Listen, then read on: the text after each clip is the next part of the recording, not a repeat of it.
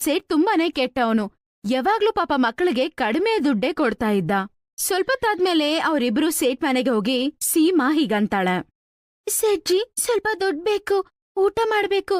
ಮಳೆ ಬಂದು ನಮ್ಮ ಮನೆ ಎಲ್ಲ ಒಡ್ಕೊಂಡೋಯ್ತು, ಅದ್ರಲ್ಲಿರುವ ವಸ್ತುಗಳೆಲ್ಲ ಕೂಡ ಒಡ್ಕೊಂಡೋಗ್ಬಿಡ್ತು. ಅವಾಗ ಸೇಟಿನ ಹೆಂಡತಿ ಊರ್ಮಿಳಾ ಅಲ್ಲಿಗ್ ಬರ್ತಾಳೆ. ಅವಳು ಕೂಡ ತುಂಬಾನೇ ಕೆಟ್ಟವಳು. ಗಿಡದಲ್ಲೇನಾದ್ರೂ ಬರತ್ತಿ ನಮ್ಮ ದುಡ್ಡು? ಸೇಟಮ್ಮ, ನೀವೇನ್ ಕೆಲ್ಸ ಹೇಳಿದ್ರು ನಾನ್ ಮಾಡ್ತೀನಿ, ದಯವಿಟ್ಟು ದುಡ್ಡು ಕೊಡಿ, ಹಸು ಆಗ್ತಿದೆ ನಮ್ಗೆ. ನಿಮ್ಮ ಅಂಗಡಿ ಮುಂದೆ ಸ್ವಲ್ಪ ಜಾಗ ಇದೆ ಅಲ್ವಾ, ಅಲ್ಲೇ ಇರ್ತೀವಿ ನಾವು. ಸರಿ ಆಯ್ತು ಇರಿ, ಆದ್ರೆ ಅಂಗಡಿ ಮುಂದೆ ಯಾಕೆ? ಇಲ್ಲೇ ಮನೆ ಆಚೆ ವೆರಾಂಡದಲ್ಲಿರಿ. ಆದ್ರೆ ಮನೆಯಲ್ಲಿ ಎಲ್ಲಾ ಕೆಲ್ಸ ನೀವೇ ಮಾಡ್ಬೇಕಾಯ್ತಾ?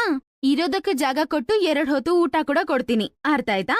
ಸರಿ ಸೇಟಮ್ಮ, ನಮ್ಗೆ ಒಪ್ಪಿಗೆನೆ. ಮಳೆಗಾಲ ಆಗಿತ್ತು.